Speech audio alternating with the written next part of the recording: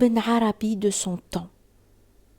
La perspective d'une réunion entre le Shir Tadili et Gapsi présentait un si grand intérêt pour moi que j'en fis part à celui-ci. « J'ai souvent eu cette même pensée, » déclara-t-il. Nous convînmes donc d'aller à Mazagan. Dès notre arrivée auprès du Shir, je lui demandai de donner l'Iden, l'initiation, à Gapsi. Le Shir répondit avec assurance. Il a son maître. J'avais été jusque-là persuadée du contraire, et cette affirmation me surprit. Les quelques mots qu'ils échangèrent au cours de cet entretien étaient sibyllins.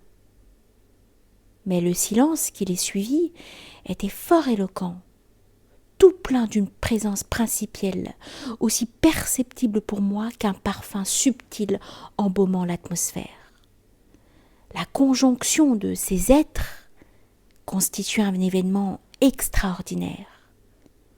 Au lieu que s'établisse la prééminence de l'un sur l'autre, il se produisit une sorte de phénomène qui était comparable à celui de la lumière, à supposer qu'elle puisse se manifester simultanément dans ses phases extrêmes, la crépusculaire et l'aurorale.